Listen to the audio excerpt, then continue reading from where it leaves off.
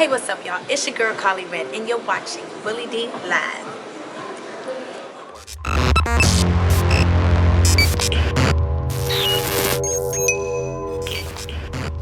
Welcome to Willie D Live. I am Willie D. Look at y'all. I got a very special guest with me in the house this afternoon. Well, actually this evening. We're out here for Trade Day, y'all. You know, Trade Day, for those of you who don't know, it's a huge day. It's a real big deal in Houston. Every year he puts on this event where he passes out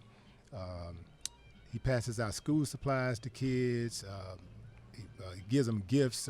Kids come out and they play on these little jumpy things and they eat and just run around and just listen to music. And he gets a lot of his favorite celebrities, good friends of his, to come out and donate their time to a great cause. And for that, we love him. And for that, we also love the people that he brings out.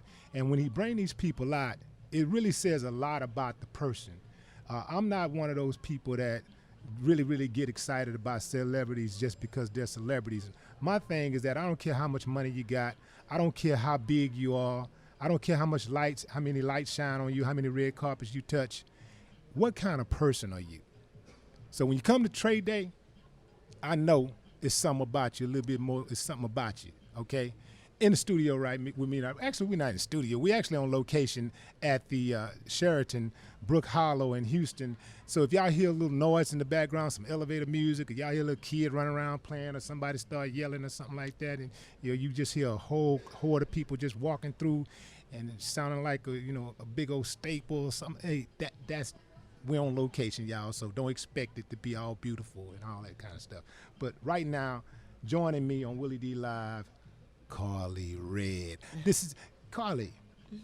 How long have you been doing your thing in the entertainment business? Because you've been putting in some work for a minute. Yeah, I've been in the entertainment industry since I was a kid, maybe 10 years old. 10 years old, right. And right. I stuck with it, and I even as far as school is concerned, I graduated with a film degree. So my whole life is entertainment. Right. I didn't realize how many movies and television, how much television you had done until I started looking up. Like, whoa, I didn't realize. Yeah, that. a lot of people just like, oh, she came on the scene, Love and Hip Hop Atlanta. No, I've been doing it. Right. Those acting classes paid off. and a lot of dancing and stuff yes, too, right? Yep. What was the school that you went to? To get your dance training. I went to Harlem School of the Arts, and I took some courses at Avenelli. Right. So it's important that a lot of these young girls out here know that this ain't no overnight sensation thing. This didn't happen overnight. You grind to get to where you are. Yes. This did not happen. You didn't find me at the strip club. I've been doing this. I've been grinding. Right. TV personality. And I didn't let no stop me. And I did not know you did hip hop. I know you do your television thing and all that. I know you was doing the film thing, but and I know you do the dancing. But I didn't know that you was doing hip hop. Yeah, I'm in it all. Right. One big old pot. Right. I do hip hop. Not only do I do hip hop, but I started a record label called Red Entertainment, which is an opportunity to give other artists deals, and my distribution deal is through Empire Records. Right. So I do my own record, my own songs, and Gazi, Gazi. I did a deal with him. Yeah, he's doing big things over there. Shouts out to Empire. They got my catalog over there. We need to talk about that, man. We need some more money. Need some more money over there. Good people over there, though. Yeah. Another thing that you started, you launched back in I think 2012 your own hairline, right? Hairline. Then launched a cosmetic line under Posner. I don't know if you remember, Posner was been around since 1905. And I did a deal with Posner, and that deal is going great for my own makeup line. Right. I have stores in the malls. I have a store in Los Angeles in the Westfield Cover City Mall, and I also have one in the Stonecrest Mall. I'm about to open up another one in Atlanta, in another mall. I don't want to say anything yet till it's done, Right. Oh my gosh, I have so much going on. It's ridiculous. Right. It's so crazy. It's good though. Good stuff. Were you born in New York or you were born in Trinidad? Because I know you. I was born in New York, raised in Trinidad. You spent a lot of time in Trinidad. A lot of time. So I claim Trinidad because I was raised there, and my family, they eat, breathe, speak Trinidad. This is it. Right. When did the pickup start? As far as like, when did you start seeing some traction and you said, okay, this stuff is starting to pay off now, and you were like started getting really excited and said, I think I'm about to blow. Right. Well, my mom, I don't know, we were on a train one day in New York, and a lady from Ford Models came up to her and said, hey, I want your daughter to audition. And it just spiraled from there, and it paid for like my tuition through school. I went to Catholic school, and it was expensive, and it paid for everything. It paid for my car, just me being in movies and televisions. And at the time, television commercials really paid off as far as residuals. Right. At the time, I could even say music videos paid off. I don't know if you know, but then of course, as I got older and I had to go to college, I said, I want to do entertainment. I really want to be a film director. Now, going to college, I still wanted to be in the entertainment industry, so I started doing music videos. I did the BB Winans video. I could, but back then, videos paid 10 grand, 15 grand. You know what I mean? It paid. Well, I used to hear about that. I mean, we never paid that kind of money out, but but I used to hear about it up in New York, L.A., Atlanta. Yeah, I lived in L.A. at the time. You get that kind of money? I moved to L.A. by myself to pursue this whole acting and modeling career. Right. And that's why I graduated from Los Angeles Film School and AFI, American Film Institute. Right. And while I was going to school, I was still doing my music because I have a passion for music. I really worked hard. Still doing my music, still doing acting classes Monday, Wednesdays, and Fridays. And just, oh my gosh, auditioning during the day for like music videos and commercials and film and television. Right. But but back then, music videos paid. So don't now. Yeah, it's you can't even get nothing. It's a struggle right now. Oh my gosh! but it's cool for independent artists right now because man, you better take advantage of you independent artist. Right now, man, you can get a whole video done, a quality video done for like $400 or $500. I mean, you really don't need a whole lot. Yes. With HD. Absolutely. Yeah, with the HD video and all that stuff, it's very, very affordable, man. You can go find but you can go buy an HD video camcorder. Right, and I gotta say that to independent artists, guys. You have no idea. In my DMs, my emails, everywhere that these independent artists can find me, they are emailing me and trying to contact me to sign them to my label. Right, guys. Because it's so easy to get on now, we really need you to be, up to par. So spend some money on yourself first before they come to you. Show me the product. Show me the product. Show me something. Yeah. Show me your self-worth. Right. Don't come to me with, I recorded something on my iPhone. You listen to it from my iPhone. No, put some work into it. Put something you can easily put a record on iTunes. Right. It's not a problem. Back then, you could never do that. Right. Now you yourself can put a record on iTunes. You yourself can record a whole video. Look, Beyonce recorded a whole music video from her cell phone. Right. From her iPhone, right? Right. You can record a video from your iPhone. You can do so many things, guys. Put some self-worth in yourself. Make a project and grind. It's so easier to do it than back then, right? Yeah, because I get a lot of artists coming to me also, and they come very, very ill prepared.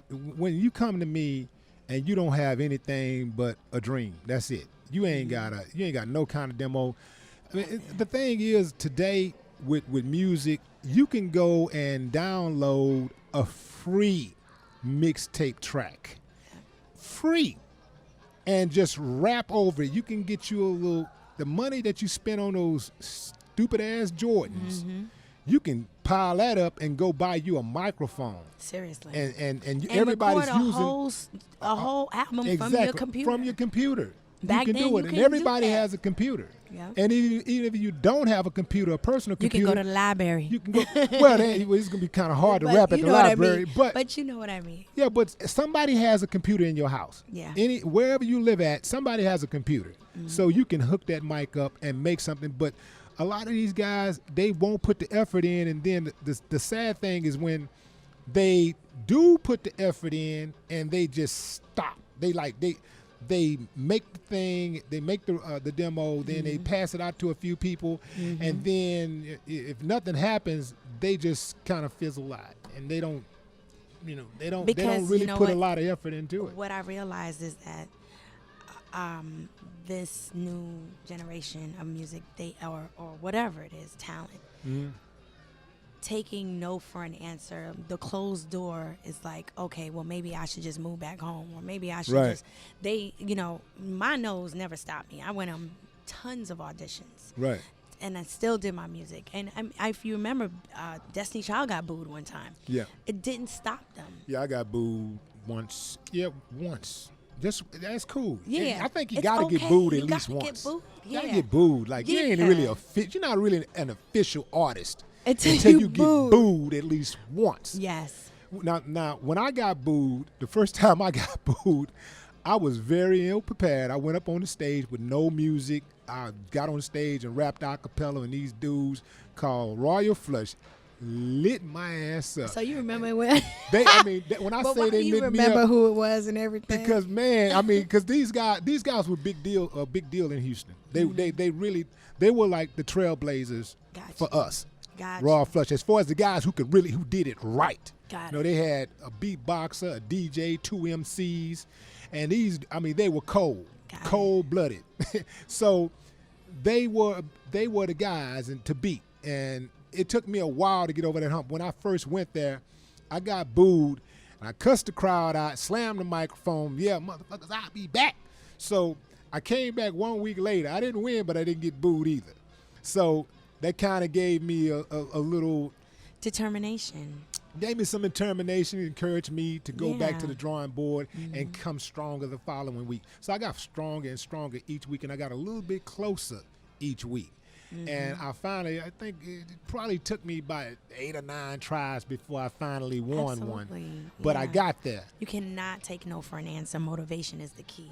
You have to have self-motivation before you have to love yourself before you can love other people. You have to love your self-worth before you can, love your music and everything. Come on, you gotta be strong. Right. And speaking of love, it's a great segue into to your claim to fame, with the love and hip hop. Yeah, how did you get involved with love and hip hop? Well, oh gosh, I was already doing reality TV. I was on another television show on VH1 called Screen Queens. Okay. So I was making a little buzz for myself, but I just kept, like I said, there's no no's, and just kept trying to figure out this music thing. And next thing you know, I interviewed with Mona, and thank goodness she picked me up. How'd you find out about it? Well, I saw Love and Hip Hop New York. Okay. And I just kept pushing till I was in front of Mona's face. What did you do? I contacted producers and everything, and like I said, I didn't stop. So you just calling around, do you know Mona? Do you know Mona? Do you know Mona? No, not like do you know Mona, do you know Mona, but I was just like kind of pushing my music and pushing my, interest in people's faces until there was a buzz that was created to where it was like, okay, who is this girl? Right. And then once the producers found out, well, maybe she is interesting.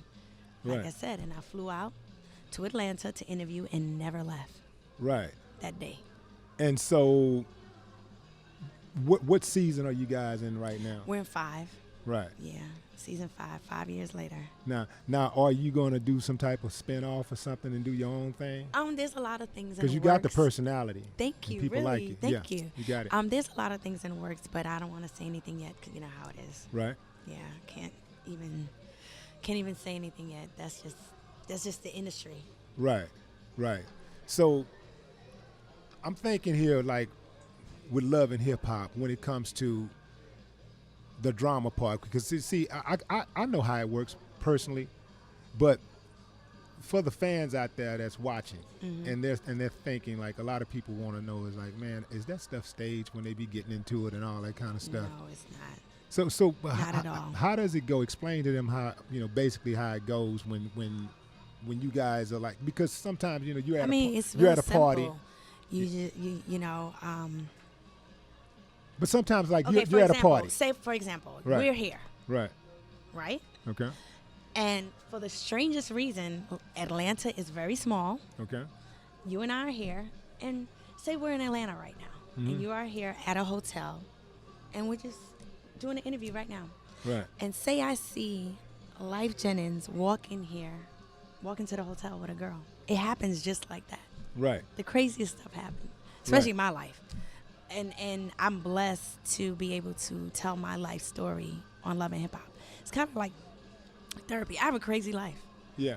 But before like Love and Hip Hop does not get half the things that goes on in my life. Hell. Oh, really? no. Yeah. Okay, so let me go back to Life Jennings. So Life Jennings. See, he walked through say this is Atlanta right now. We're in the there hotel. He is. Right. Life. But say Life walked in here with a girl right now. So you really think I'm just going to sit here with Willie D and be like, oh, I just see Life walking in? No, I'm going to go over there and be like, what the fuck are you doing? Right. See what I'm saying? Well, explain the connection with Life. The connection with Life. We met as, anyone else would meet that, they're interested in, dating. And to everyone out there, I was on a show with Benzino. I was on a show with Jock, young Jock, and now I'm on the show with Life Jennings. First of all, ladies, how can you meet your significant other if you don't date? Right. You have to meet your man. They're like, oh, how come you was with Benzino, then you was with young Jock, and now you with Life Jennings? Because it's called dating. It's called life. I'm not going to marry if I don't see marriage material in these guys. Now, do you date mostly celebrities, guys that are in your circle? Or? Well, it just so happened that those three connections just happen to be in my circle. Of course, I've dated guys that are, not in the industry. Right. But it just so happened to be that those guys were 1 year and a half relationships. So, right. Yeah.